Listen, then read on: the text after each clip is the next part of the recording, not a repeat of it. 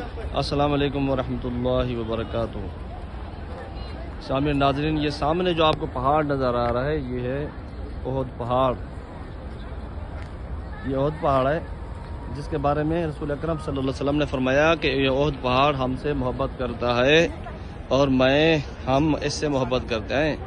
इस पहाड़ पर जब सहाबा कराम हज़रत उमर फ़ारूक रज़ियल्लाहु ताला अन्हु, हज़रत सिद्दीक़ अकबर रज़ियल्लाहु ताला अन्हु इस पहाड़ पर जब तशरीफ़ लाए तो ये पहाड़ खुशी से झूमने लगा।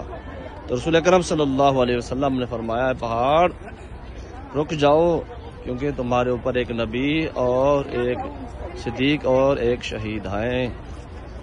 ये सामने जो जाली नज़र आ रही है आपको, ये सहाबा कराम के कबूर है। ये सामने नज़र आ रही है, छोटी सी दीवार नज़र आ रही है चार दीवारी के अंदर, इसमें सहाबा कराम मदफून है।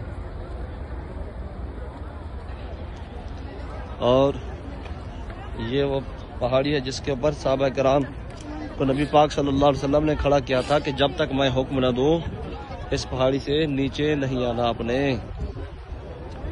ये वो पहाड़ी है, पहाड़ी का टुकड़ा एक, पहाड़ का टुकड़ा एक। इस पर सहाबा कराम को तकरीबन 50 सहाबा कराम थे जिनको रसूल अकरम सल्लल्लाहु अलैहि वसल्लम ने इस जगह खड़ा किया था कि जब तक मैं हुक्म ना दूँ आपने यहाँ से उतरना नहीं, नीचे नहीं आना। तो सहाबा कराम ने समझा कि हम जंग जीत चुके हैं, लिहाजा वो नीचे उतर आए। तो क्या हुआ फिर, कुफार ने पीछे की तरफ आके, ये नदी नजर आ रही है आपको, इस नदी में पीछे की तरफ आके कुफार ने हमला किया तो तकरीबन कोई 72 सहाबा कराम शहीद हुए।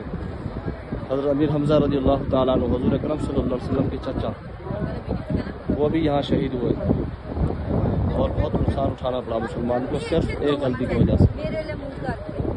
सहाबा कराम ने समझा कि शायद हम जंग जीत चुके हैं, लिहाजा अब जो है हमें यहाँ नहीं रुकना चाहिए, नीचे चले गए वो। लेकिन उनको इस तरफ ख्याल नहीं है कि रसूल अकरम सल्लल्लाहु अलैहि वसल्लम फरमा चुके हैं जब तक मैं हुक्म ना दूँ आपने नहीं उतरना, कुछ भी हो जाए।